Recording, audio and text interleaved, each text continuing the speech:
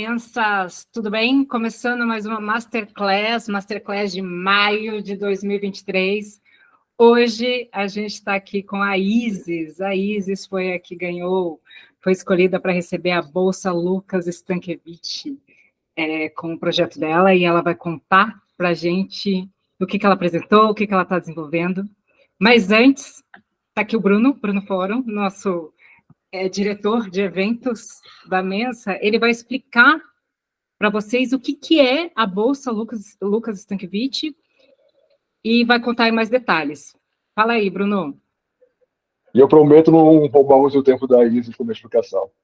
Bom, representando aqui a diretoria executiva para falar sobre a Bolsa Lucas, ela é uma iniciativa que foi criada, também me recordo, por volta de 2018, para justamente financiar projetos de mençãs que envolvam originalidade, inovação, criatividade, e ela foi criada como uma homenagem para o menção Lucas Stankiewicz, que faleceu há cerca de 5 anos atrás, na verdade foi há 5 anos atrás, e ele era uma pessoa justamente que tinha essas características, originalidade, inovação, criatividade.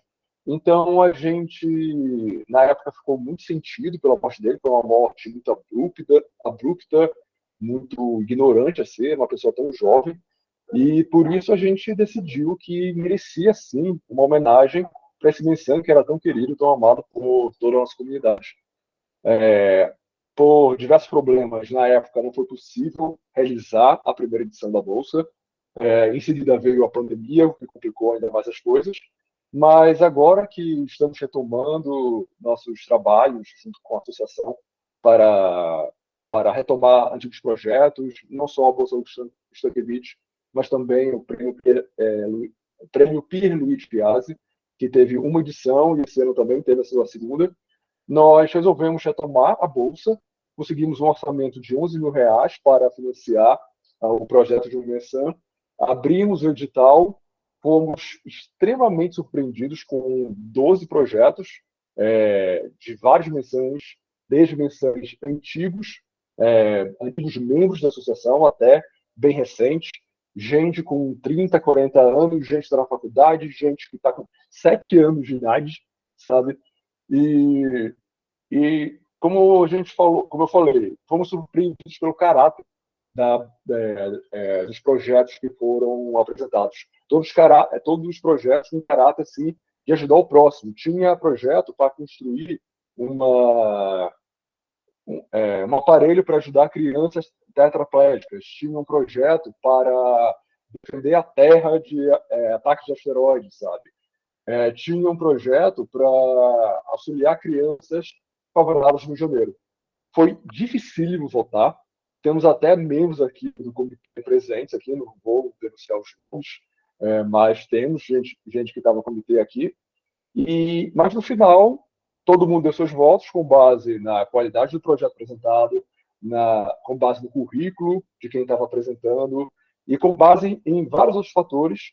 E ao computar as notas, um nome claramente estava em destaque, porque foi o primeiro lugar de mais da metade do comitê, sabe? Foi o que mais recebeu votos. E aqueles que não deram o primeiro lugar para a Isis, que foi a grande vencedora, ou colocaram ela em segundo, ou colocaram ela em terceiro. Então foi um nome bem estável, assim, um projeto que claramente estava se destacando dos demais, e por isso ela foi consagrada como a vitoriosa primeira Bolsa Lucas que nós tivemos.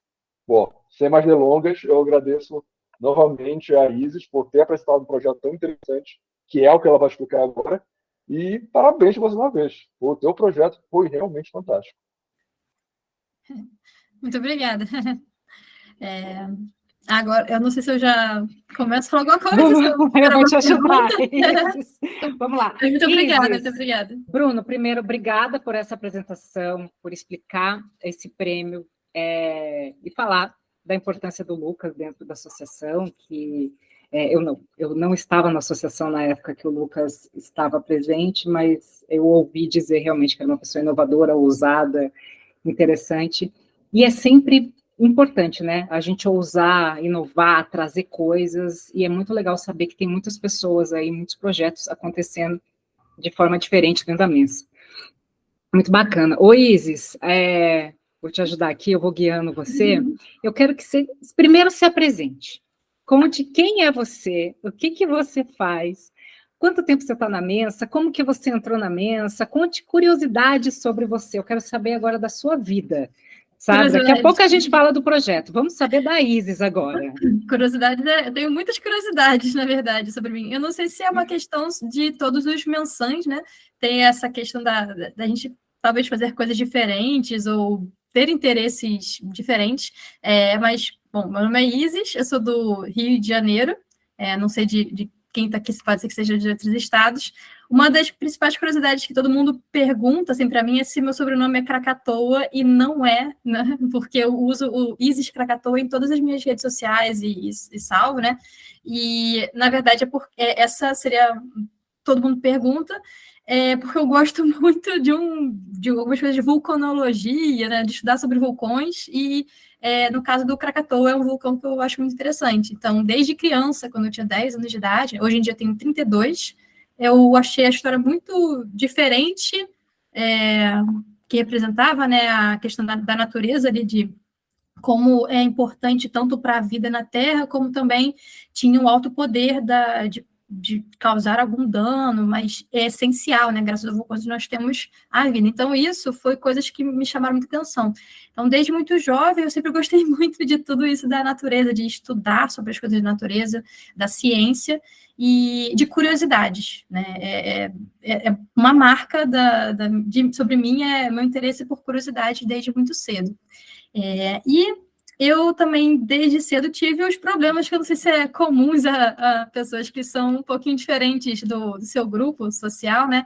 Por conta dessas curiosidades, desses gostos peculiares, a gente tem dificuldade de encontrar, né, pessoas semelhantes. Então, isso sempre foi marcante também, dificuldade de encontrar semelhantes. Graças à Mensa, isso ficou um pouco mais fácil, né? Eu gostei muito de ter ido, inclusive no AG, ter conhecido as pessoas lá, porque isso me fez ver várias pessoas semelhantes a mim em ideias, mesmo que os gostos ou interesses específicos sejam diferentes, a maneira de pensar ou as características de como nós fazemos as coisas me pareceram semelhantes. Então, me senti muito integrada com o grupo. Então, um dos meus gostos peculiares, como são diversos, eles entram desde astrofísica até hiperfoco na saga Harry Potter, que é uma coisa que eu sou... nem comento muito para não parecer doido, porque tem coleção, livro de tudo em casa, muito sobre estudos da cosmologia, sobre medicina da longevidade, algo que sempre me interessou. Então, sempre tive alguns interesses que eram as grandes questões que, para mim, eram questões da humanidade, né? Sobre a consciência. Então, sempre foram questões que ficaram permeando minhas ideias desde muito jovem, né? Então, fiquei me aprofundando nisso. Só que, na minha família, não tinha ninguém, assim, com esse perfil, né? Então, demorou um pouquinho para eu poder explorar isso, fora que somente agora, né, esse ano que vai fazer um mês que eu recebi finalmente meu diagnóstico de autismo nível 1, né? Então, isso para mim foi muito importante, porque me trouxe várias percepções, né? Porque as pessoas dizem, você não parece autista, você fala, você vive, tem filho, tudo mais, mas é uma outra curiosidade, né? Que não significa nada. As pessoas, elas questionam a gente, acham que só porque o espectro autista você teria que estar numa caixinha ali. E isso, eventualmente, me levou, né, a estudar algumas áreas do conhecimento diversas. Felizmente, eu consegui ir ramificando esses meus hiperfocos de interesse para não me perder, né? Mas, ainda assim, eles eram diversos, que misturava ciências exatas, que era física, ciências biológicas. Aí, só para fazer um resuminho, eu sou formada em massoterapia, atuação com práticas integrativas, que são terapias integrativas de medicina tradicional chinesa, né? Que é do meu avô, que é chinês, aí peguei essa inspiração dessa parte da família, e fiz o curso de biomedicina, graduação em biomedicina, que é uma área da saúde que a gente estuda sobre o ser humano, mas muito voltado à área de pesquisa e algumas outras habilitações. E logo depois eu resolvi fazer um monte de pós-graduação, porque eu queria estudar, e não era pelos títulos, né? Muita gente faz pelos títulos, mas eu só queria estar no ambiente acadêmico. Porque estudar, a gente estuda de casa, poderia pegar vídeo e ler. Mas o que eu achava muito legal, que é uma outra característica, né, da minha personalidade, é eu gosto de estar na universidade ou no local acadêmico para ver as coisas acontecendo, as coisas que acontecem nos corredores e que surgem essas manifestações aí do conhecimento. Então, para mim, eu sempre foi um ambiente de distração, de lazer, né, de coisas legais assim, e ganhava também uma formação ali, né? Então, fiz um monte de formação, só que foi acupuntura, aí fiz em neurociências da reabilitação, neuropsicologia, porque eu queria entender mais sobre a mente humana, né? O meu principais foco de pesquisa inicialmente era em neurociências. E aí eu comecei a estudar sobre terapias magnéticas, na época que eu estudava com medicina tradicional chinesa, que foi como que eu cheguei até o meu projeto atual.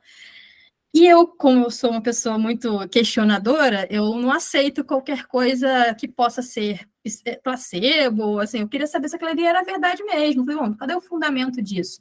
E eu via que muito, como a gente trabalha com algumas práticas integrativas, muita gente ignora essa parte, né? Não está muito preocupado com as evidências. E eu sempre queria as evidências, saber se aquilo ali funcionava. Então, eu tive contato com essa terapia, que era a magnetoterapia, e eu vi um resultado muito impressionante na parte clínica, né? Porque eu botava alguns ímãs e hematomas desaparecia, assim, do paciente, mas desaparecia no formato do ímã. Era uma coisa muito doida. E eu falei, gente, você tem alguma coisa acontecendo aqui, não é um placebo, não é alguma coisa assim. Nesse meu ímpeto de entender melhor o que estava acontecendo, e eu gostava também muito de física, eu gosto muito de física, ainda que não seja minha formação original, comecei a estudar sobre a física do magnetismo mais profundamente. E aí eu tive, eu vou explicando até eu chegar no resumir, né? E aí eu tive a felicidade de encontrar um professor muito bom, que me deu a ideia de realmente fazer um mestrado, porque eu só queria fazer um mestrado se eu tivesse um projeto relevante, eu não queria fazer pelo título também, porque eu não me importava com questão de ter título e essas coisas. Então, eu fiz essa pós-neurociência e eu tive aula com um professor que era da FRJ, da Universidade Federal do Rio de Janeiro. Esse professor percebeu que eu já era meio diferente, né? Que eu perturbava ele com um monte de pergunta diferente, e ele já deve ter ficado meio de olho ali, que percebeu um padrão. Aí, para minha surpresa dele também, eu estava fazendo uma outra pós ao mesmo tempo, eu entrei numa outra pós ao mesmo tempo de neuropsicologia, e ele foi dar aula também nessa pós-graduação. Quando ele me viu, ele ficou indignado ali com o fato de ele estar me vendo de novo em outra pós, e falou assim, olha, você não tinha que estar aqui, você tinha que estar fazendo um mestrado. E nessa época eu já estava lendo algumas coisas mais avançadas em relação à magnetobiologia e biomagnetismo científico, tá, gente? Do ponto de vista da ciência, como que existem essas propriedades magnéticas que afetam a matéria orgânica, os seres vivos.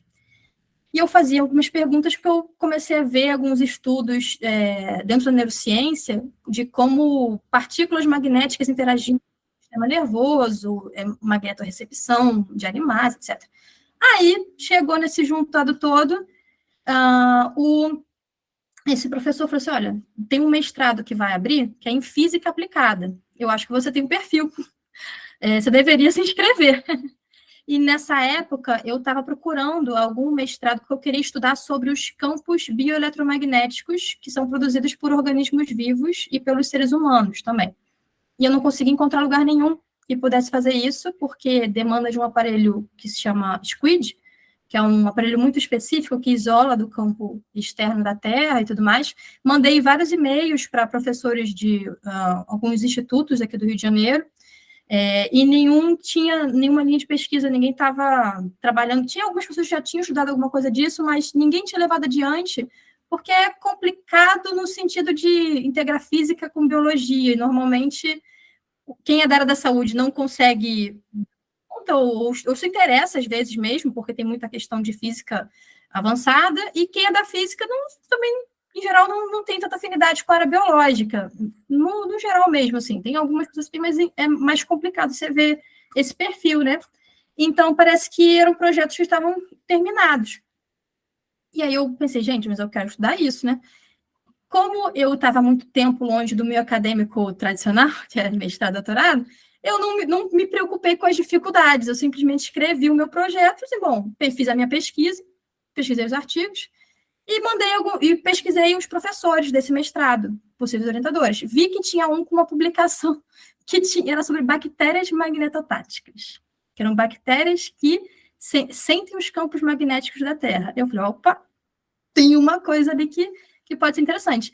Daí eu mandei e-mail, entrei em contato, fiz algumas reuniões e, para minha surpresa também, ele resolveu iniciar um projeto comigo de mestrado que não existia lá no FRJ. Era uma coisa totalmente nova, que foi estudar o efeito de campos magnéticos estáticos de ímãzinhos de tipo imã de geladeira, de neodímio, em células vivas em cultura. O que eu não comentei é que eu já tinha uma experiência com cultura de células, larga experiência, porque eu fiquei 2 anos fazendo estágio na minha época da graduação na Fiocruz, num banco de células. Então, por um acaso, eu tinha muita experiência com cultura de células vivas. Em um departamento de controle de qualidade, então sabia bastante coisa mesmo, assim. Aí eu juntei esses negócios ali, li alguns livros e artigos interessantes, aí falei, bom, esse negócio pode ser que seja interessante. Eles, do departamento de física, acabei passando no mestrado também, foi muito complicado, porque só entraram profissionais da área de exatas, fui a única da área da saúde que entrou, e até hoje eu sou a única da saúde que entrou até o momento nesse mestrado, não tiveram outras pessoas da saúde.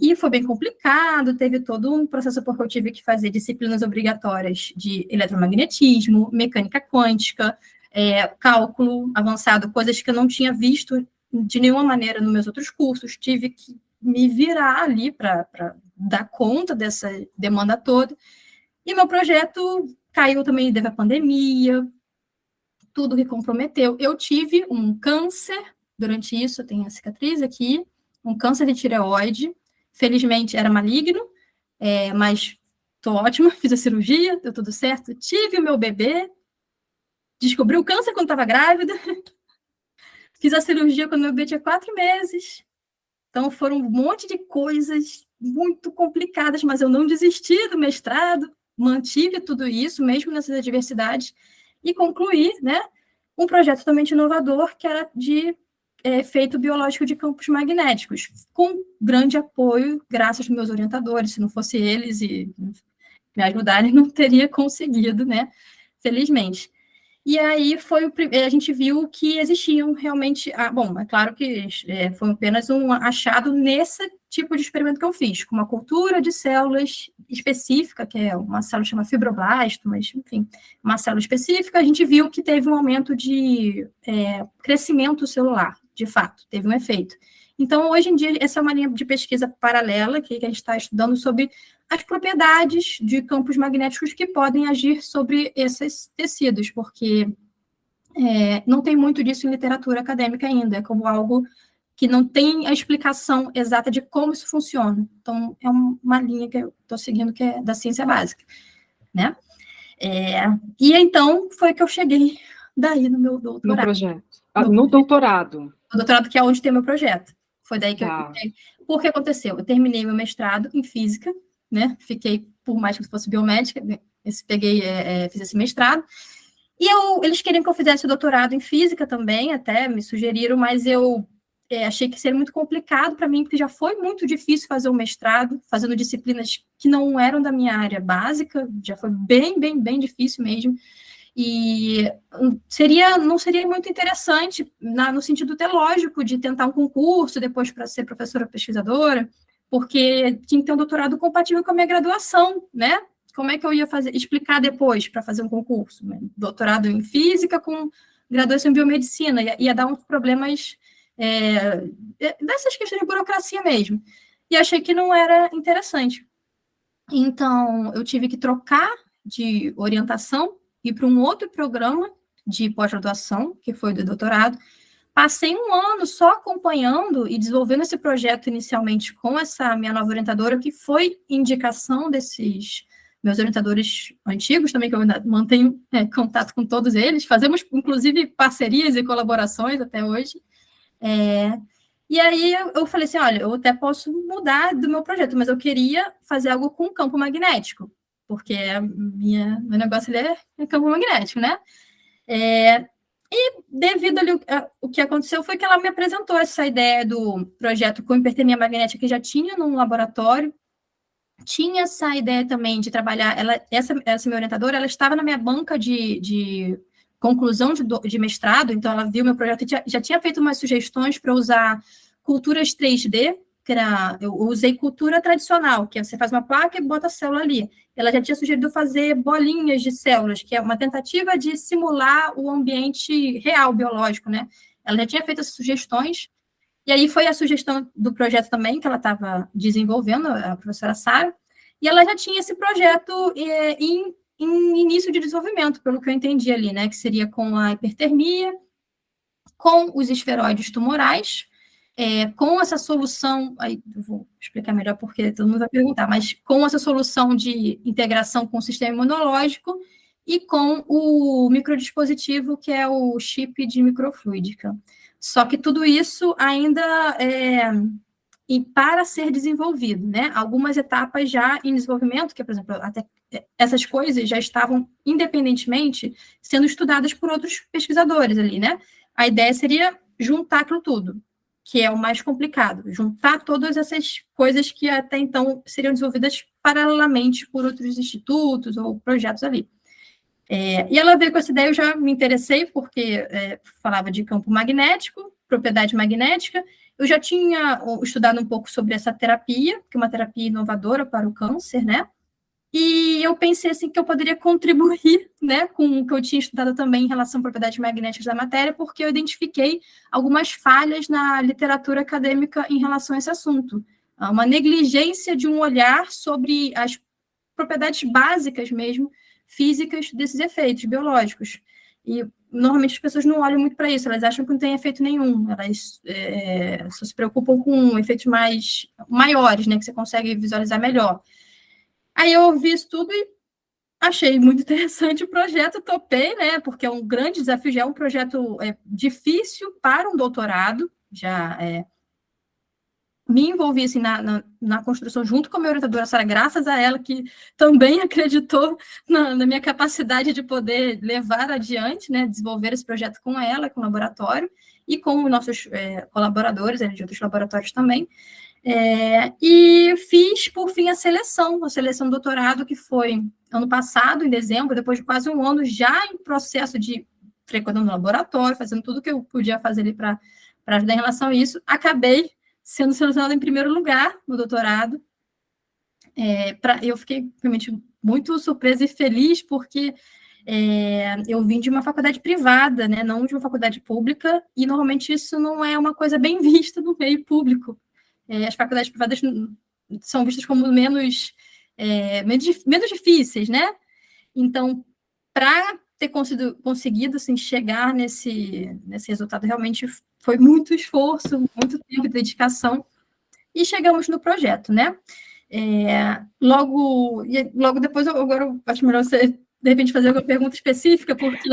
Bom, você falou várias coisas super interessantes, e o que eu fiquei pensando agora, nesse último momento, acho que nessa escolha não é nem pela faculdade, nem tua história, é pelo projeto mesmo, porque você está trazendo para a luz das ciências algo que realmente funciona, de alguma forma funciona, milenarmente aí acontecendo, e realmente não tem muito estudo, não é uma coisa assim, que tem pouco estudo que você não achou, enfim, que não tem interesse. É que realmente, talvez, poucas pessoas tenham esse pique que você tem de parar, estudar, olhar para os campos magnéticos, entender tudo isso, para justamente dar alguma explicação. Porque funciona, né? De alguma forma funciona, assim. Sim. A gente sabe que tem uma aplicação superativa, mas a gente não sabe como. Por quê? Porque não tem estudo. E daqui a pouco isso já está super claro para toda a sociedade aí, também para a sociedade científica. É. E aí, eu fiquei com uma dúvida aqui. Você contou um pouquinho da sua história e você falou que você teve um câncer na tireoide. Sim. O fato de trabalhar com os esferoides tumorais tem a ver com a tua experiência? Então, na verdade, eu, depois de poder refletir, porque ninguém quer ter um câncer, né? Ninguém pensa nisso. E a gente também não tá, a gente não já, depois que a gente fica doente, a gente não fica pensando no aprendizado que você vai ter com isso. A gente quer ficar curado. Então, a minha experiência inicial foi muito triste mesmo, assim, de ficar chateada, bem preocupada, com medo de morrer. E depois que isso tudo passou, felizmente eu fiz a cirurgia e pude ter tempo de trabalhar isso, até mesmo com terapia mesmo, psicólogo que me ajudou, né? Imagina, depois de uma situação dessa tão jovem, eu era a pessoa mais jovem do consultório, com 27 anos. Todas as pessoas com câncer de tireoide que estavam lá tinham mais de 50. Muito jovem mesmo. Muito jovem, sem histórico na família nenhum. Eu não tenho, fiz vários exames, não apareceu mais nada. Até então, tá tudo bem. Mas foi um achado, e foi um achado acidental. Eu não tinha sintoma, foi um médico que resolveu, eu não tinha feito nenhum exame de tireoide. Ele simplesmente fui fazer um outro exame, ele resolveu ver minha tireoide e descobriu, assim, eu zero sintoma, não tinha nada aparecendo, nada. Foi um achado. Então, depois de um tempo que eu refleti sobre essa situação, que é muito difícil, né? Eu comecei a entender que, assim, eu vejo como importante eu ter passado por isso para entender a importância do meu trabalho, né? Porque se eu não tivesse passado por isso, eu não ia entender a importância do que é um tratamento para câncer, do que eu tenho hoje. Então, a experiência de ter passado por isso não foi o que me fez trabalhar com células tumorais, com o estudo de câncer, mas o fato de eu ter passado por isso me fez ver eu tinha um estudo científico, eu entendo o que é um célula, a gente chama de citologia oncótica, né? Eu entendo dessa parte de como se desenvolve, todos os problemas associados a isso, mas ter vivido faz a diferença, para eu ter um olhar diferente, porque é experiência, não sei, aquilo assim, quando você vive alguma coisa, é diferente do quando você estuda aquela coisa. Exatamente, porque realmente você consegue sentir a coisa, né? Uma coisa, um negócio é a gente ficar estudando e saber a teoria e saber toda a história, e outra coisa é a gente sentir. E tem um ponto que é uma coisa que um pouco mais recentemente com o desenvolvimento do meu projeto que eu percebi que eu gostaria de ter tido uma tecnologia que pudesse ter eliminado esse câncer sem eu perder minha tireoide. Porque diz, você não é nada, você está ótima, mas é uma limitação. Eu sou dependente de hormônio para a vida toda. Se eu ficar um mês sem tomar, se acontecer uma catástrofe e não tiver hormônio, eu posso morrer. A gente não sobrevive sem isso. Então, eu estou bem porque tem o hormônio para eu tomar e tudo mais, então parece que é vida normal, mas é algo que a gente fica dependente para a vida inteira e por todos o resto da minha vida, né? Então, se eu pudesse ter tido essa tecnologia, hipertermia magnética, imagina que fosse possível já colocar essas partículas, eu só matasse a célula tumoral e eu não precisar perder minha tireoide, que é né, uma glândula funcional. Eu ia ter uma vida muito melhor, muito mais independente, sem precisar tomar um medicamento. Então, foram coisas que eu desenvolvi uma maturidade por conta de ter passado pela doença. Talvez, se não tivesse passado por isso, eu ia pensar, é um tratamento legal para o câncer e tudo mais, que a gente vai ajudar assim como outros tratamentos. Mas agora eu percebo assim, realmente, se tivesse tido isso antes, teria me ajudado muito mais, e se eu puder contribuir de alguma forma, de repente eu posso ajudar outras pessoas a ter uma vida mais fácil do que a minha no futuro, né? Então, é algo que não foi por causa disso, mas também por isso influencia. Com certeza.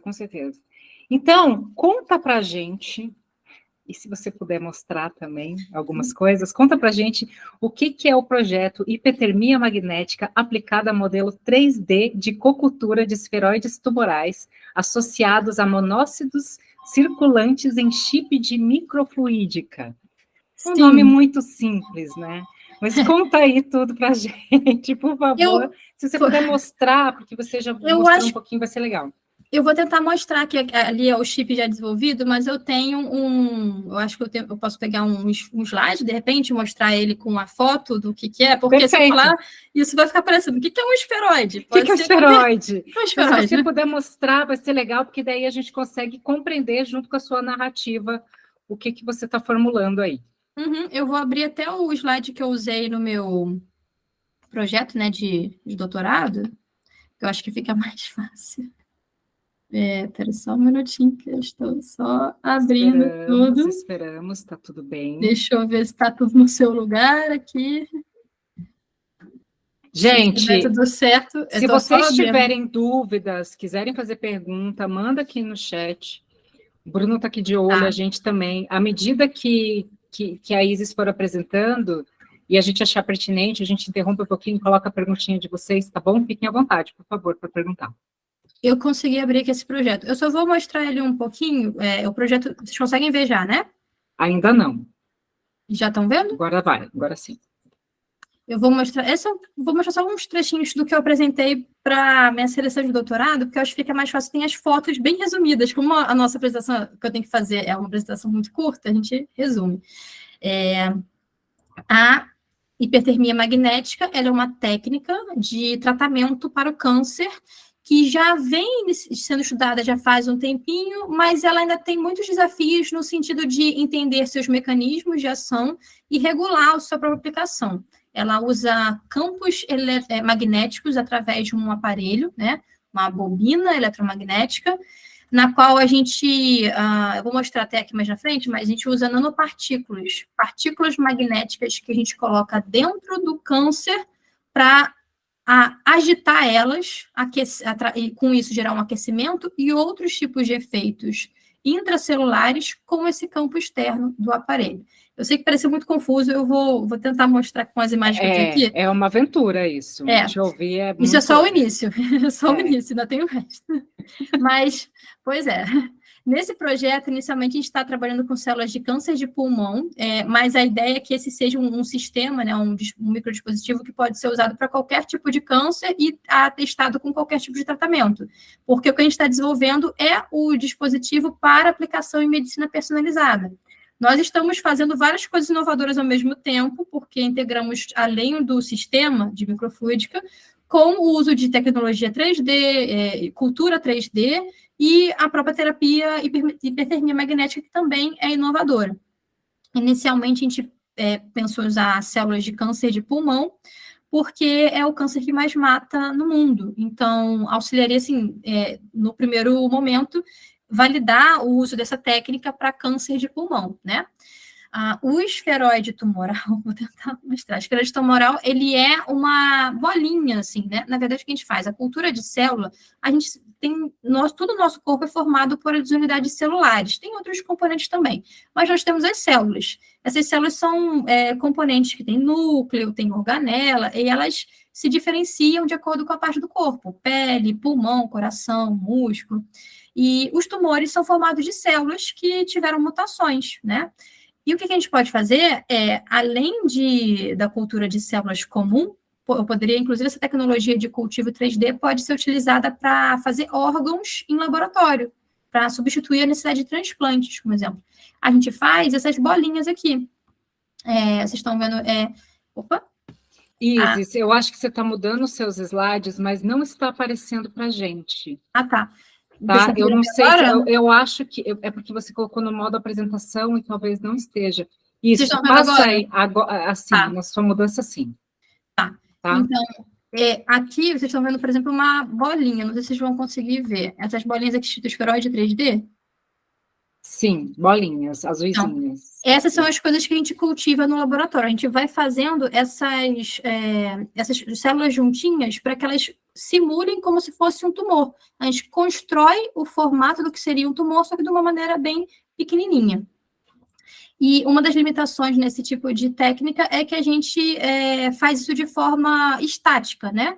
A gente estaria fazendo, em vez de fazer as células de 2 dimensões, que já é uma limitação, porque não é assim que ocorre no nosso corpo, mesmo fazendo tridimensional, que é mais próximo do formato biológico, ainda assim ela está paradinha ali numa placa de cultura, de um suporte, né? Então, a ideia é que a gente consiga simular mais ainda o ambiente de um corpo humano, com esses dispositivos que a gente chama de microfluídica ou de milifluídica, que eles vão ter canais, e desses canais a gente consegue simular a circulação sanguínea do corpo.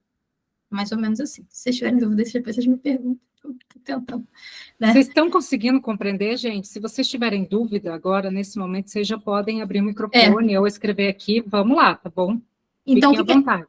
O que a gente está fazendo é tentar simular o mais próximo possível do corpo humano, porque os modelos animais, eles não, além de ser uma coisa que a gente pretende evitar o uso, né, para a gente não precisar fazer experimentos com animais, a gente pretende fazer experimentos só com células, né, para não ter esse prejuízo para os animais, a gente também tem um outro benefício de fazer algo muito mais próximo do organismo humano, se a gente puder simular ele através de sistemas e dispositivos e microdispositivos.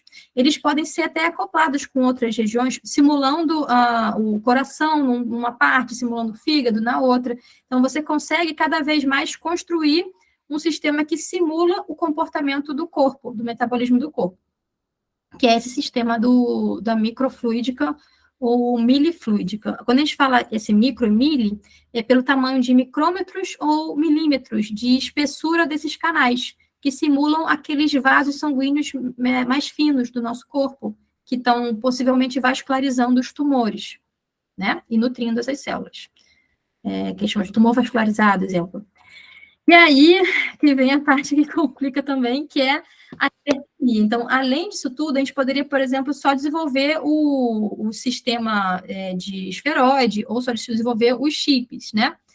Que são esses microdispositivos. Mas a gente também quis validar, né, testar a técnica, a hipertermia magnética, que é essa terapia que usa partículas muito pequenas, que a gente chama de nanopartículas de magnetita, que já tem uma biocompatibilidade, né, já são compatíveis com o nosso corpo, porque nós já produzimos esses tipos de minerais, dióxidos de ferro no nosso corpo. Então, a gente já consegue ter uma biocompatibilidade natural delas. Elas que são muito sensíveis, né, a campos magnéticos. Elas vão ter propriedades magnéticas bem relevantes ali, né? Então, nesse caso, a gente não está usando só a propriedade do campo magnético na célula, e sim agindo sobre essas partículas. Essas partículas, elas, em contato com o campo eletromagnético ali, elas começam a agitar. Nessa agitação, elas aquecem a região que a gente vai ter inserido elas no tumor. E nisso, a gente consegue matar por calor, né, por isso que a gente chama de hipertermia, esse tumor sem danificar o tecido ao redor, que não sofre aquecimento. Diferente da radioterapia, que ela vai matando... Eu ia perguntar isso. Eu ia perguntar qual é a diferença disso da radioterapia. Gente, a radioterapia, ela causa vários efeitos colaterais, porque ela usa radiação de fora para dentro. Então, ela vai passar por tecidos saudáveis até chegar no tumor. A quimioterapia, ela também pode ter efeitos sistêmicos, porque você passa aquele medicamento no corpo todo, às vezes, né? E a hipertermia magnética não, ela vai agir de dentro para fora. A gente vai colocar essas partículas na região tumoral e a morte do tumor vai vir de dentro, matando só onde estão essas partículas, sem danificar o tecido ao redor, porque campos magnéticos em geral não geram danos a tecidos, né? Aí essa parte aqui é mais técnica, que estava, né, dentro do projeto, e aí já fica muito, muito mais técnico, a gente não precisa mostrar essas partes que são mais específicas de laboratório, mas se tiverem curiosidade, eu mostro também. Mas espera que eu só vou dar uma... acho que eu já parei de compartilhar, né? Você parou de compartilhar, está aqui com a gente. Eu sei que pode parecer muito confuso um pouco esse conceito todo, mas esse é o projeto inicial, que foi o que eu apliquei para a Bolsa, e a princípio, esse projeto ele tem, a duração dele completa do meu doutorado são 4 anos, mas eu fiz uma versão da parte inicial dele para a Bolsa, porque ela dura 2 anos, então eu só apliquei a parte inicial. E nessa parte inicial, A gente está desenvolvendo uma tecnologia que se chama chip de microfluídica, porque a ideia no final, para poder entender melhor, assim, eu expliquei um monte de coisa que parece muito, né, complicada, mas qual que é a ideia? Supondo que tudo isso já esteja finalizado, né? Terminei, produzi, deu tudo certo, pesquisa ficou tudo direitinho. Qual que é a aplicação na saúde da população? A ideia é que, como a gente precisa isso, vai chegar no SUS um paciente que tem um câncer, tem um câncer de pulmão. E o que ele vai fazer? Ele vai fazer uma biópsia. Então, ele vai pegar células desse câncer. Então, a ideia é que eu pegue essas células, no próprio hospital, eu pegue essas células do paciente, leve para o laboratório, cultive essa célula do tumor dele, faça um esferoide do tumor desse paciente, e aí eu já tenho o modelo de 3D do chip. Tendo uma impressora 3D nesse laboratório ou não tendo, eu posso o laboratório ter acesso, né, a esse chip, ou ele produzir diretamente lá, com o chip, a tecnologia do chip, que eu vou mostrar para vocês, totalmente validada, ele consegue imprimir ele no máximo 2, 3 horas. Ele vai ter esse chip pronto dentro do laboratório, se ele tiver essa impressora. Se ele não tiver, ele vai adquirir para poder utilizar, e ele pode ser reutilizado também. Então, ele vai pegar, vou mostrar aqui, porque daqui a pouco eu vou mostrar. Ele vai pegar esse esferoide, colocar dentro desse meiozinho desse chip, esse esferoide produzido com a célula do câncer daquele paciente, vai pegar sangue, né, colher sangue desse paciente, extrair as células do sistema imunológico, porque o nosso corpo, como é que ele vai agir sobre uma célula doente? Ele vai mandar células do sistema imunológico para tentar combater. Então, não adianta eu só testar um medicamento sobre esse câncer. Você mutou seu microfone, Isis. Acho que você bateu aí sem querer. Voltou. Volta ali na história do sangue, enfim, isso então, aí. Eu preciso colher o sangue, saber como o sistema imunológico daquele paciente reage àquele tumor e como esse tumor reage a esse sistema. Então, se eu só expusesse, né, aquele tumor a um tratamento, eu não vou ter certeza realmente da reação mais fidedigna, né, mais próxima da realidade de como que esse tumor reage. Então, o que a gente faria? Peguei a biópsia, peguei célula, fiz o esferoide tumoral, coloquei lá na minha cultura de célula que vai vir para esse chip. Peguei o sangue desse paciente e extraí as células imunológicas dele. A gente chama de monócitos, né? Aí eu vou pegar essas células e vou botar num líquido que simula o sangue, que é um meio de cultura. O que eu vou fazer? Eu vou, então, vou mostrar melhor, deixar esse esferoide aqui no meio, nesse espacinho, vou colocar nesses dois, ele vai ser muito maior o chip, esse chip é uma versão inicial, mas ele vai ser de multicanal, que ele vai simular uma vascularização mais completa, né? Aqui no momento ele é como se fosse um canal só porque é o primeiro protótipo. Eu fiz hoje. E na minha cabeça eu achei que esse estava grande, mas ok, eu acho que a gente falou tanto de micro e mini partículas e coisas. Ele não fica, isso não vai dentro do corpo. Não, eu sei, ele vai ficar fora, né? Fica fora. Eu entendi isso. O pessoal pensa até que vai para dentro, não vai para dentro do corpo, não. A gente faz tudo isso do lado de fora, para depois tratar aquele paciente. Essa parte a gente só coloca a célula do paciente aqui dentro, para fazer como se fosse um organismo, como se simulasse um organismo. O chip em si, não tem problema de ser grande, o importante é que o canal seja pequeno. A microfluídica é o canal pequeno. No caso, a gente está inicialmente fazendo com milifluídica, porque estamos até questionando se precisa ser microfluídica. Se realmente é necessário que a gente faça canais tão pequenos para simular essa vascularização. Então, são várias perguntas que a gente está jogando no nosso projeto para tentar solucionar essas questões que estão no meio acadêmico atualmente. Mas a gente está iniciando com a mili para depois passar para micro e ver a comparação de qual que vai ser melhor para o dia a dia ali de uma prática, né, de um atendimento de um paciente.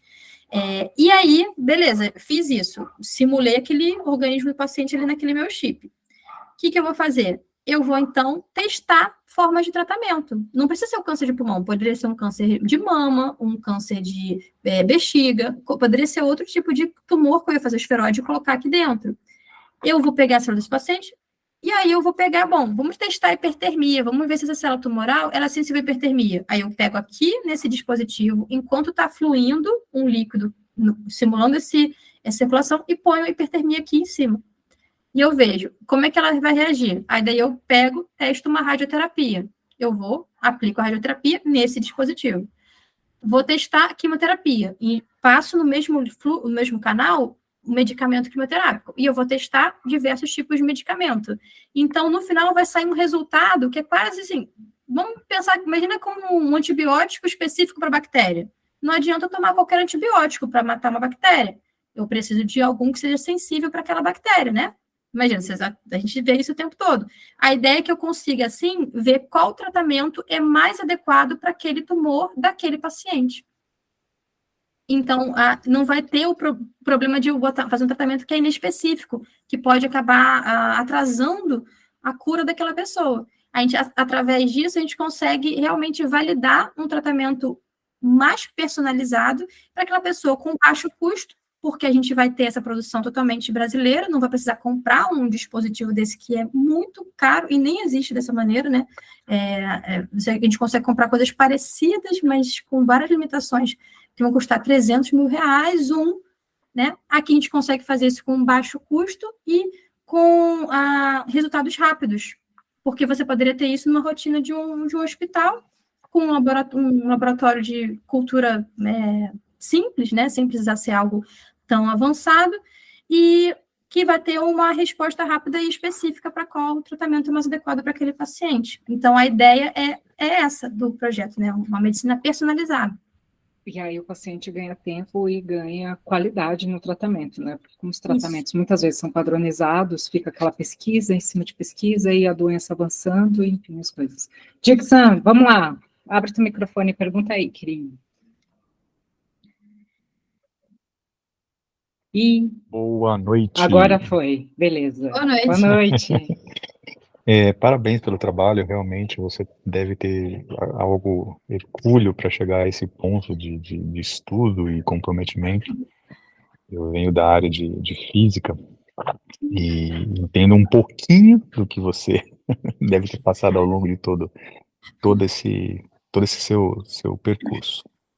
Me diz uma coisa, Ziz, lá atrás, você imaginava que você ia chegar nisso que você chegou hoje? Pois é, né? Eu não imaginava que eu estava fazendo exatamente isso que eu estou fazendo hoje, mas o meu objetivo era... Eu sempre quis fazer alguma coisa que pudesse ter uma relevância.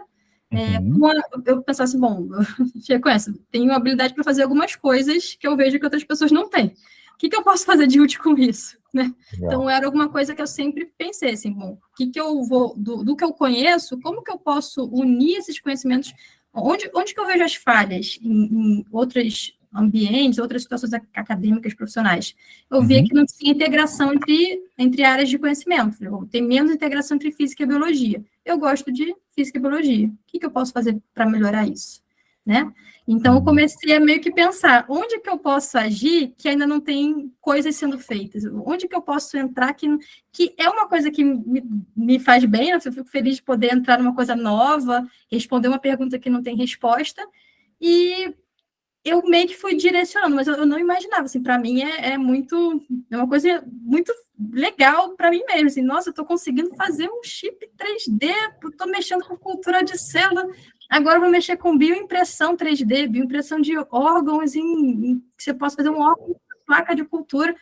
É uma coisa que eu fico, gente, eu queria estar fazendo isso, mas eu não esperava que eu ia realmente conseguir fazer isso. Né? O tempo todo eu estou sendo surpreendida a cada instante. Chego no laboratório, eu me sinto num parque de diversões, assim, melhor lugar do mundo. É um lugar que eu fico muito feliz de poder ter a oportunidade de estar lá. Então, não esperava, era o que eu queria, mas eu não esperava estar fazendo exatamente isso dessa forma. E tinha várias ideias, assim, eu tenho muitas ideias ainda para colocar em pauta ainda de pesquisa, mas estou muito jovem, ainda comecei o doutorado agora, tem tanta coisa para eu fazer até chegar lá, né? Mas era mais ou menos, eu não esperava que eu estaria fazendo exatamente assim, mas era algo que eu queria. Eu acho que era mais ou menos essa pergunta. Show de bola. Parabéns mais uma vez, guria. Obrigada. Obrigado, Luana. Imagina. Ô, Isis, me fala uma coisa. A bolsa Lucas Stankiewicz é um valor de 11 mil reais. como ela contribui para o desenvolvimento dessa primeira etapa? Conta aqui para a gente.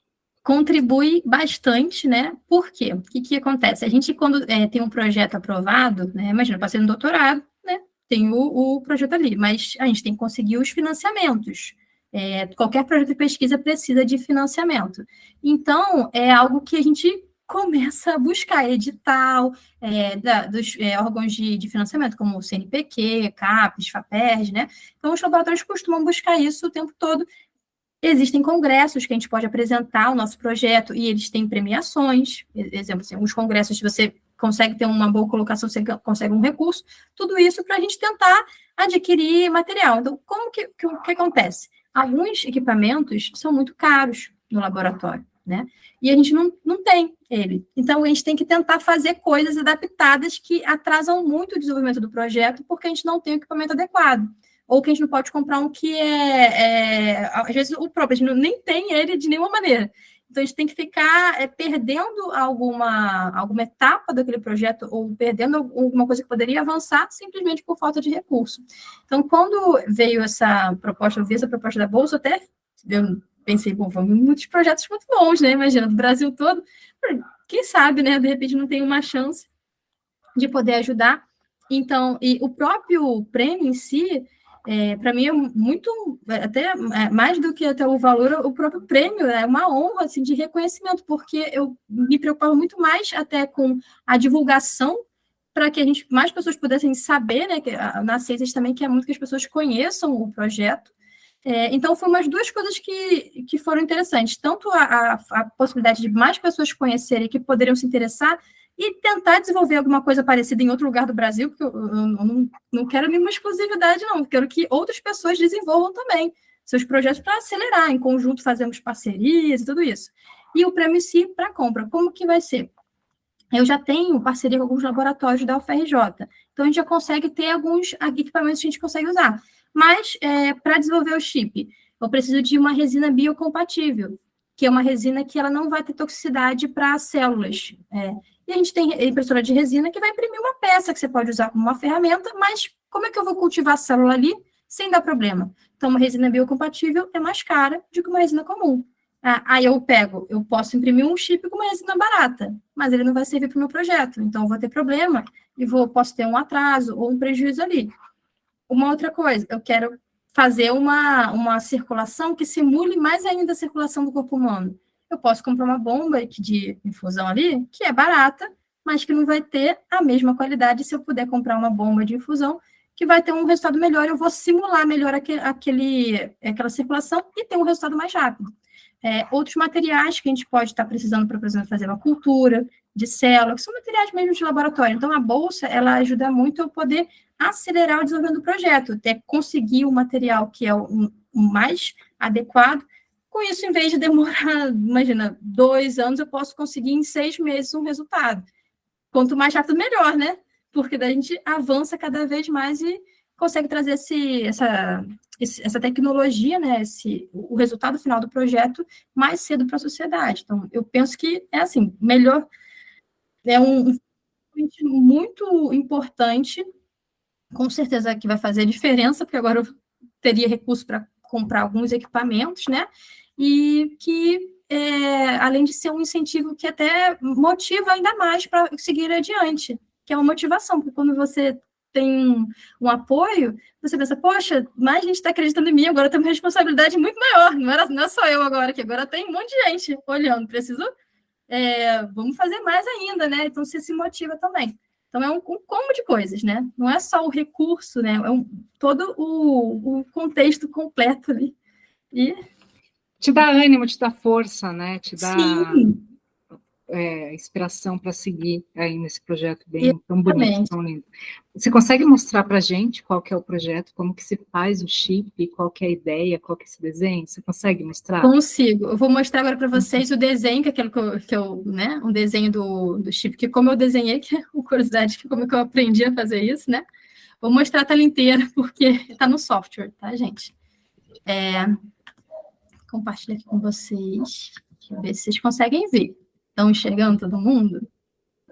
Estamos vendo, sim. Então, esse é o modelo, o protótipo 1. né? Ele, na verdade, não é o 1, ele já deve ser o protótipo 10 ali, que ele virou o 1, porque é o primeiro que eu achei bom o suficiente para imprimir, que é o que eu imprimi aqui, não sei se vocês vão ver agora, mas depois eu mostro de novo. Imprimi hoje, felizmente, primeiro modelo. Como é que a gente faz? A gente tem um software, até então, uma das dificuldades na impressão desse tipo de microdispositivo, ou um dispositivo que a gente usa no sistema, é que é muito difícil criar um sistema que funcione, né? Que a gente consiga fazer esse sistema de canais e que ele seja funcional para um uso em laboratório. Por quê? Pode acontecer, primeiro, que ele precisa ter transparência para que eu consiga ver com um microscópio. Se ele for totalmente fechado, eu não consigo enxergar dentro dele. Para eu poder saber o que está acontecendo ali, eu preciso que eles tenham uma abertura ali, né? E tudo isso não tem pronto para você comprar algo do jeito que a gente quer. Então, desenhar e projetar essa ideia é um dos desafios.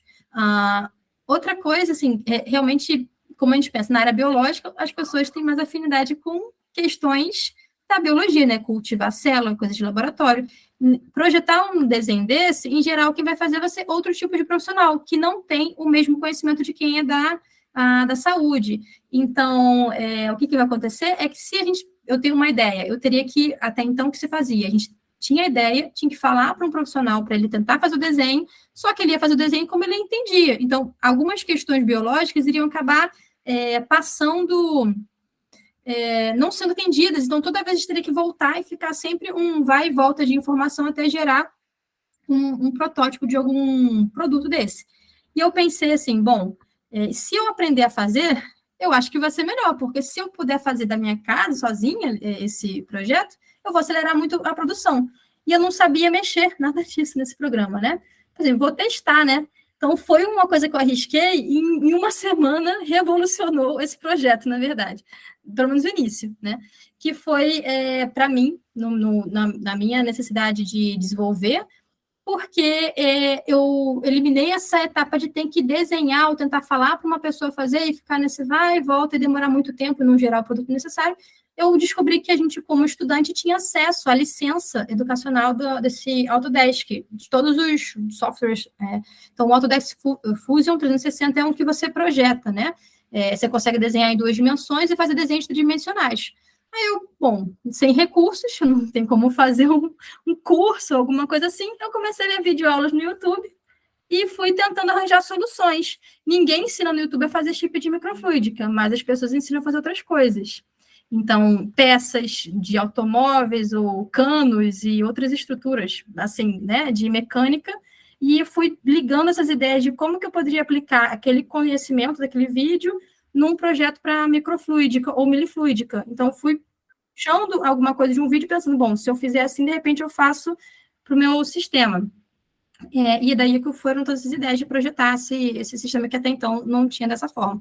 Projetei esses 3 primeiros modelos que vão atender a algumas demandas dos laboratórios diferentes, né? Por isso são 3, cada um vai servir para um interesse de um laboratório.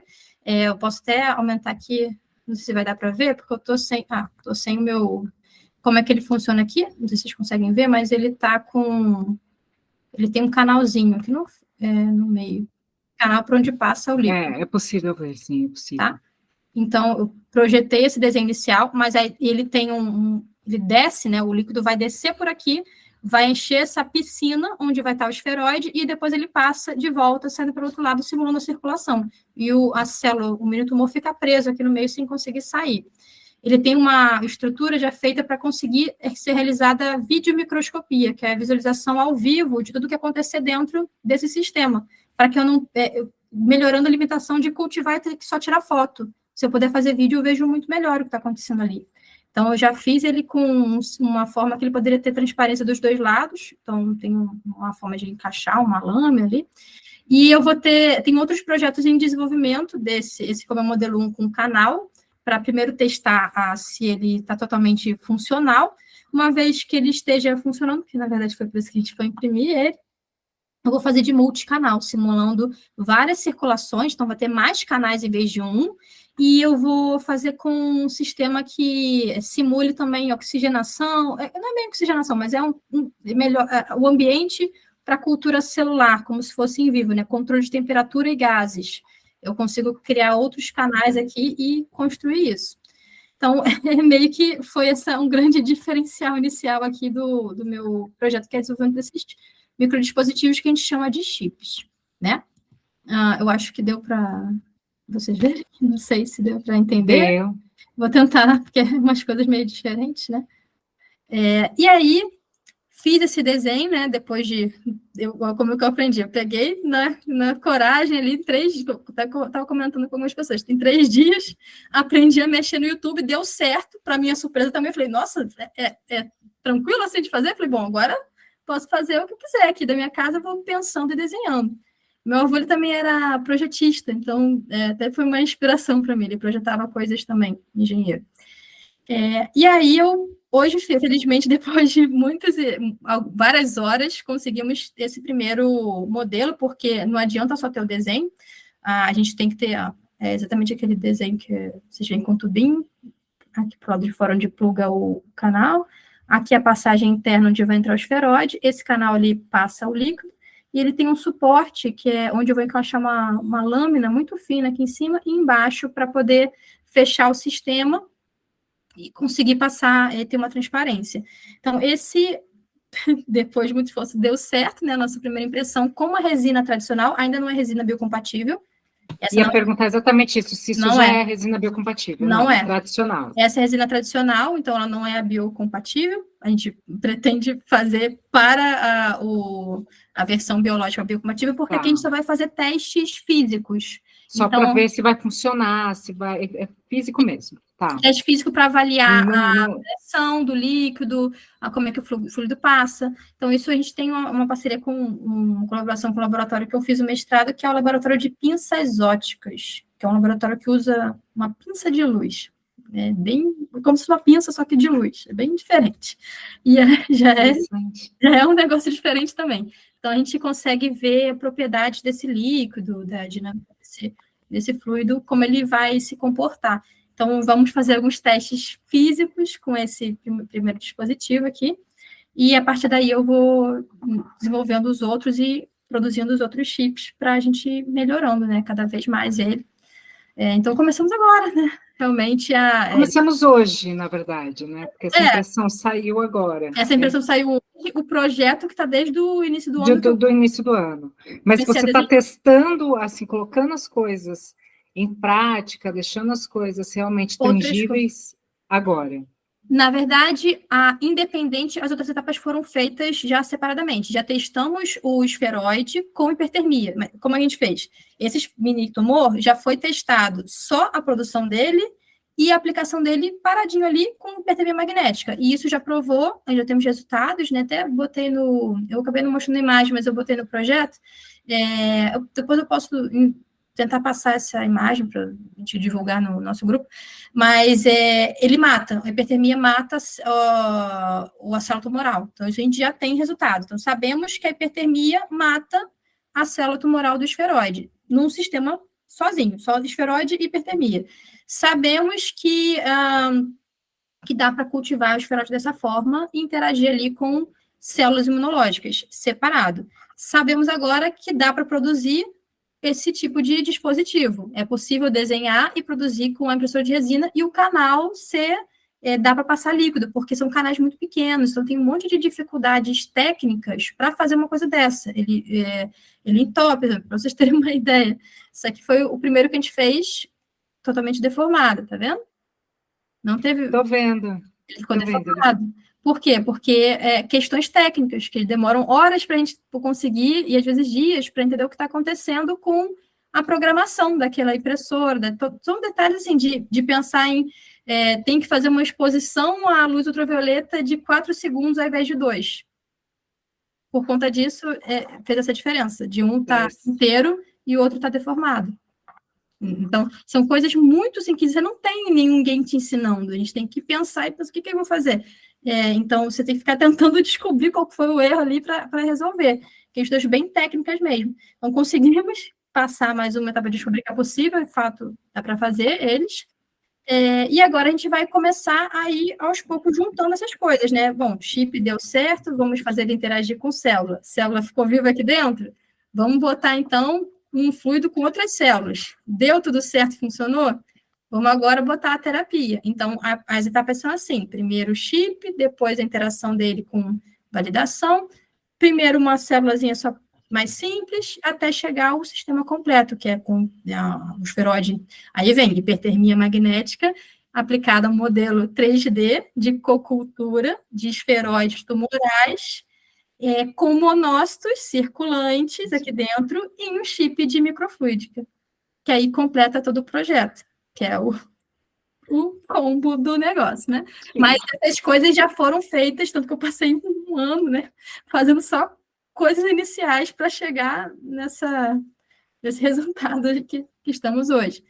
Já temos resultados parciais de várias coisinhas, só não temos o projeto finalizado, né? Que agora que ele está ganhando um corpo maior. Graças à moça, né? Lucas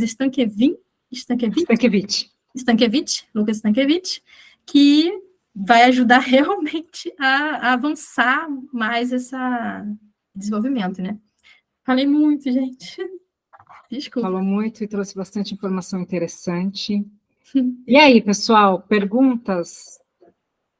Dúvidas? Rafael, por favor, pode abrir o microfone. Agora vem as perguntas. Oi, Isis, tudo bom? Tudo bom. Primeiro, parabéns pelo prêmio. Obrigada. A gente sabe que tratamento de câncer, ele tem sempre um custo muito alto, tanto na medicação, tanto no tratamento, e como você bem falou, tem também, né, os efeitos não desejados aí da radioterapia, da quimioterapia, e pelo que eu entendi do seu projeto, esse magnetismo ele afeta somente as células lá que são cancerígenas, é uma terapia mais pontual. Isso. E eu queria saber, essa terapia que você propõe, qual que é o nível de possibilidade que ela tem de se expandir, seja na questão do financiamento e seja também na questão de alguém que não é especialista como você conseguir replicar isso em algum hospital? Sim, assim como a gente tem técnicos e profissionais que vão estar aplicando a radioterapia ou a quimioterapia, profissionais especializados só para aplicar, eles não precisam ser a pessoa que desenvolve o produto, né, a técnica ou o tratamento. Eles podem fazer a prescrição e a aplicação. Então, na verdade, essa técnica, a princípio, ela de forma assim, regulada, o que a gente vai fazer paralelamente, né? Explicar das doses, né? Regular essas doses para cada tipo de célula tumoral com o tempo. Mas ela poderia ser aplicada para qualquer tipo de tumor, qualquer tipo de câncer, ela pode ser em último grau aplicada, porque é uma terapia, assim como a quimioterapia, a radioterapia, é uma terapia que a ideia é que ela praticamente não tem efeito colateral, uma vez que ela seja bem aplicada. A principal dificuldade dela é de acordo com a absorção naquela célula, se for um câncer muito profundo, ou se ele tiver uma metástase, a gente vai ter, a partícula que vai estar associada a essa partícula magnética, ela não vai sozinha, ela vai acoplada com uma molécula que vai ter uma afinidade com aquele tipo de célula tumoral. Então, isso é feito por uma nossa colaboração com a Magtech, que é uma empresa que produz nanopartículas magnéticas, é uma startup que ela faz parte da incubada na UFRJ, até pelo que eu entendi, né? Não sei se eu estiver falando uma coisa errada, depois eles vão me corrigir, mas é desenvolvida por um engenheiro químico, Marcel, ele desenvolve essas partículas e ele está fazendo com que elas fiquem específicas para o que a gente quer. Então, não é só uma partícula magnética qualquer, ela tem um tamanho, ela tem uma estrutura de membrana, ela vai ter várias características ali que vão dar a especificidade dela para os diferentes tipos de tumor. E o que a gente está validando é essas medidas, essas doses, porque realmente o campo magnético por si só ele não vai causar um dano, ele não encontra em literatura, a não ser que ele seja de magnitude altíssima, assim, mais de, quem é da física, você comentou, mais de 7 Tesla, né? Uma ressonância magnética vai entre 3 e 7 Tesla. Acredito que seja isso. Então, muito além disso, aí realmente pode ter algum dano. Mas, em geral, ele não vai ter, mas ele tem um efeito. Então, esse efeito, que é o que eu estudei lá no meu mestrado, ele não é levado muito em consideração atualmente em outros estudos de hipertermia magnética afora. Em geral, eles só falam da propriedade de agitar a partícula magnética e ter o aquecimento. Aí a gente já está com a proposta de estudar propriedades mecânicas desse movimento de partícula e propriedades magnéticas além da própria hipertermia. Então, são algumas coisas que a gente está indo além do que teria em literatura acadêmica atual, publicado, né? Então, por isso que é um projeto muito extenso, porque ele não se trata só do dispositivo, a gente também está buscando avançar conhecimentos em relação à própria terapia, que é uma terapia que existe, mas ela é cheia de respostas para serem, perguntas para serem respondidas, né? Então, mas dá para usar, e ela é de baixo custo mesmo, uma vez que você tem esse aparelho, tem o protocolo da dose, você não precisa de muito ciclo, você consegue com 3 ciclos de aplicação, você já gera a amostra da célula. Em pouco tempo, então você não precisa ficar tomando esse tratamento muitas vezes, com 3 ciclos, você já consegue ter a amostra dessa célula sem a amostra das células ao redor, que é o mais importante. Você mata realmente Se eu tiver a imagem, eu vou tentar abrir, eu acho que eu consigo compartilhar, porque eu botei no projeto. Então, para vocês verem, que aí fica mais fácil de entender, né? Eu vou tentar abrir aqui. Tá no projeto que eu enviei. Desculpa que não estava no outro arquivo, porque eu nem pensei na hora de mandar. Vou tentar abrir aqui. Tudo bem, vai aí. Se não conseguir, tudo bem. Consegui. Então, Consegui já foi. Legal. Estou no computador, aí vai mais rápido. Consegui abrir aqui, vou só compartilhar que eu mostro a foto, tá, gente? Desculpa, não sei como é que é o tempo, não sei se tem um tempo do... A gente tem mais 10 minutinhos aqui. Ó, só para vocês terem uma ideia, é isso aqui que acontece, tá vendo, gente? Esse é o esferoide, né? Aqui dentro umas bolsinhas, a gente chama, como se fosse um vacúolo, né? É uma estrutura que forma onde entram essas nanopartículas para dentro da célula. Isso aqui é uma imagem de microscopia eletrônica, uma microscopia diferente que a gente faz, que você consegue ver detalhes dentro da célula. Essa aqui é um outro tipo de microscopia, que tem fluorescência. Então, aqui é normal, sem o tratamento. E aqui, quando eu aplico a hipertermia magnética com a nanopartícula, você vê que ele diminui de tamanho, porque ele está morrendo.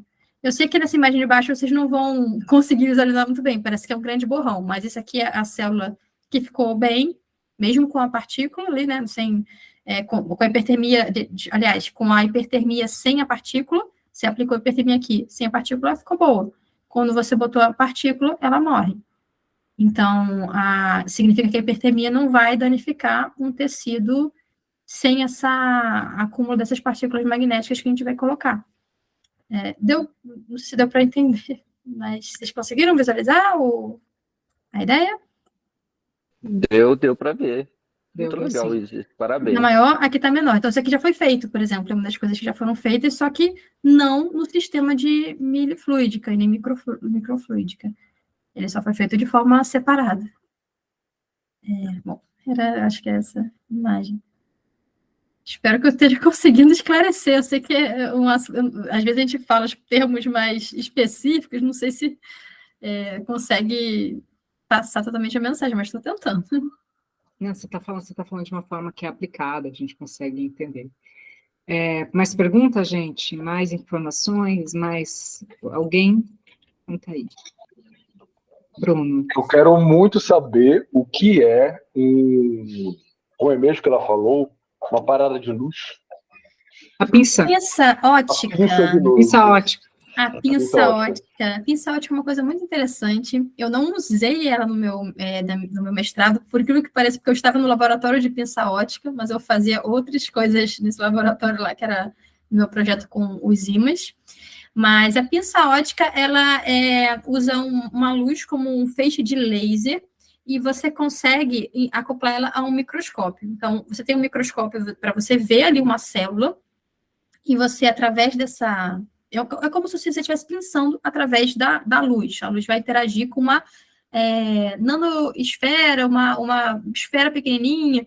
Você vai ter uma esfera ali e ela vai pinçar, ela vai segurar ela no local. Então, o que eles fazem com essa pinça? Eles meio que, eles encostam ela na célula, fazem a célula grudar nela e depois eles vão arrastando e medindo nesse nível de tamanho, nessa dimensão, a propriedades da membrana celular, propriedades mecânicas, isso nesse laboratório, mas em outros laboratórios eles podem fazer diversas outras coisas.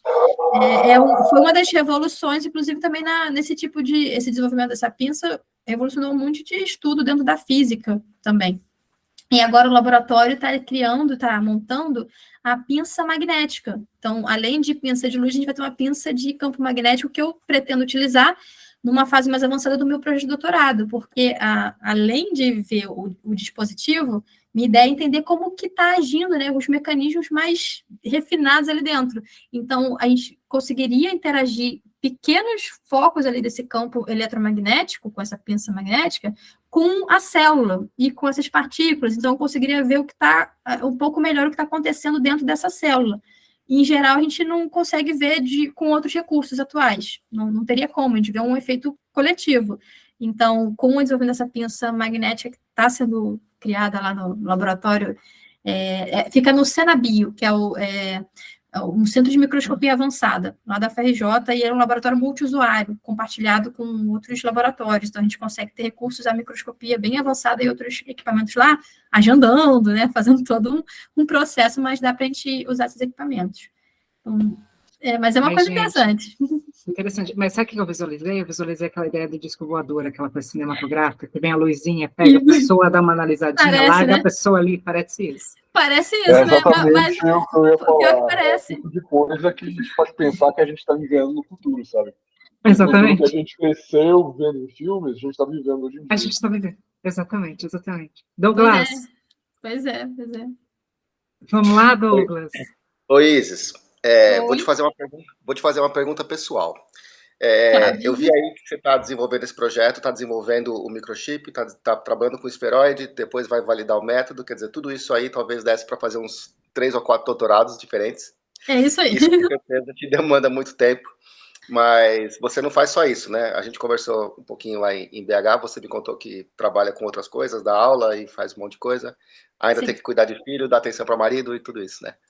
A minha pergunta é a seguinte, essas outras coisas que você faz, tem uma necessidade prática, assim, porque a gente sabe que remuneração de cientista no Brasil é uma porcaria, né? Então, Sim. é preciso para Com pagar certeza. as contas ou faz parte, assim, do seu projeto de vida? Se você tivesse uma bolsa no seu doutorado que pagasse todas as suas contas, você abriria a mão dos seus outros trabalhos? Eu vou falar uma coisa muito importante, mas sim, eu abriria mão, me dedicaria. Se eu tivesse uma remuneração que eu dou aula à noite, né? Eu dou aula à noite quase todos os dias, assim, praticamente, para poder conciliar o doutorado de dia e dou aula à noite. Realmente, se a gente tivesse uma remuneração compatível com o esforço que a gente faz, e são os anos de estudo, porque atualmente não existe profissão, é muito difícil você ter alguém que é uma profissão cientista. A profissão cientista no Brasil é o doutorado, o mestrado e o do pós-doutorado, né? Que você vive com uma bolsa, que deveria ser um salário, né? Tem toda uma questão social ali, política, que precisa ser melhorada muito nisso, porque não tem outro caminho para você ser um cientista, praticamente, que não seja isso. Hoje em dia tem a possibilidade das startups, mas ainda assim, não é aquilo ali para todo mundo, ainda são poucas vagas. Então, para você ser cientista, você acaba precisando seguir esse caminho e a remuneração ela é muito baixa ainda para o que deveria ser, para todo o esforço que a pessoa faz, que é praticamente uma dedicação mais que exclusiva ali, né? Você faz um trabalho enorme para conseguir dar conta de atender todo esse tipo de projeto. Então, eu trabalho, assim, eu gosto muito, pretendo, né, até tenho interesses em ser uma professora pesquisadora numa instituição pública em algum momento, quando finalizar todas essas etapas, mas porque eu quero ser pesquisadora, eu quero continuar como pesquisadora, eu não quero só dar aula, nem abandonar nada disso, eu pretendo seguir a carreira de cientista, né? É uma coisa que me interessa muito, mas eu tenho filho, eu tenho casa, né?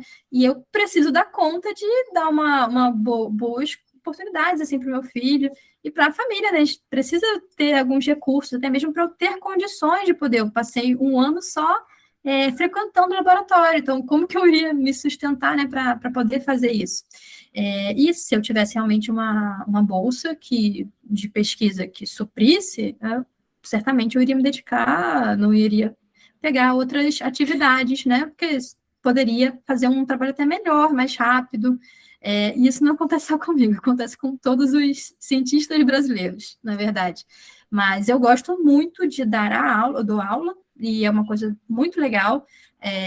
Eu gosto de ser professora também, então é uma oportunidade que eu estou tendo, não tenho nenhuma reclamação assim, nesse sentido, mas é claro, a gente gasta um tempo maior que talvez eu pudesse estar usando para o projeto, por exemplo, né? E a gente tem que equilibrar ali a vida de professor e cientista no Brasil, não é tão fácil assim, né? Mas acho que seja isso. É triste de ter essa situação no Brasil, né? Mas... A gente tenta, mas eu, mesmo assim, eu gosto muito a gente faz muita coisa boa no Brasil, não trocaria aqui por nenhum outro país, não. No máximo, vou fazer atividades acadêmicas, você vai lá, volta, mas eu não saio daqui, não. Quero fazer as coisas para cá, para melhorar nosso ambiente, nosso país. Não pretendo ir embora, não. Que legal, que legal. Pessoal, estamos chegando ao fim da nossa Masterclass. Estamos aqui com o nosso horário totalmente enforcadinho. Isis, muito obrigada por contribuir, assim, por passar todo esse conhecimento, por explicar para a gente o que é o seu projeto, contar um pouquinho da sua vida, contar um pouquinho da sua rotina, trazer a importância desses projetos, dessas pesquisas. Acho que a gente passou por um momento onde parecia que isso era algo negativo, ruim, ficar desenvolvendo coisas, e que bom que isso está sendo olhado de uma forma mais carinhosa, mais assertiva, mais positiva, e muito legal essa sua fala de estar desenvolvendo coisas aqui no Brasil. Sim. E é muito legal reforçar que sim, é um lugar onde tem muitas coisas acontecendo, tem muita gente boa, tem muita gente bacana pesquisando, trazendo novidades, e isso está sendo muito, muito, muito inspirador. Obrigada, Isis. Obrigada por todos aqui. Eu deixo aqui agora para você os agradecimentos finais, e Bruno também, por favor, fique à vontade. Posso falar agora ou depois?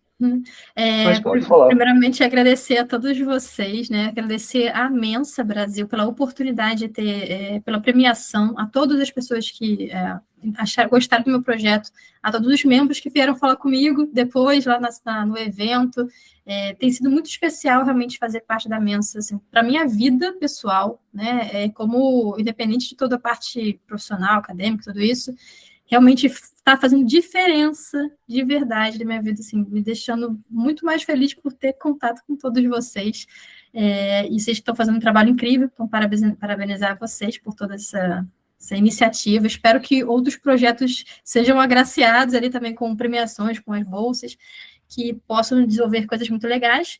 E agradecer também, além de todos vocês, todos os colaboradores que fazem parte. Eu não faço isso sozinha, tá, gente? Eu sei que todo mundo pensa, mas é o projeto que eu ganhei a premiação, mas eu não estou sozinha. Tenho que agradecer muito a minha orientadora, Sara Gemini Piperni, que é uma orientadora lá do meu doutorado, no PCM, ao Laboratório Labem, que é o laboratório que eu faço parte, aos colaboradores, né, o Marcel, que é da Magtec, que oferece a gente tem as partículas, a parceria, os meus antigos orientadores do mestrado, que é o Natan e o Bruno. Graças a eles, se eles não tivessem acreditado em mim lá, eu nem poderia estar no doutorado, imagina, se não tivessem topado aquelas minhas ideias doidas ali do mestrado, e todos os laboratórios que fazem parceria, o CNPq, né, que tem os financiamentos que a gente tem da FRJ, do Instituto de Ciências Biomédicas. Então, gente, tem que agradecer primeiro a todos eles, o Senabio, todos os profissionais que eu não citei aqui, que me ajudam, colegas de laboratório, porque tudo na ciência a gente também tem que fazer com parceria, a gente não faz nada sozinho. Então, eu sei que eu ganhei, né, a premiação, mas isso não foi feito sozinho, foi graças a um monte de gente que está pensando junto comigo aqui, e sem eles não teria esse projeto, né? Então, deixar esse agradecimento geral. Não vou deixar de agradecer ao meu marido, né, André, se não fosse ele para me ouvir e me ajudar aqui, também não estava conseguindo fazer essas coisas, não, que é complicado às vezes, né?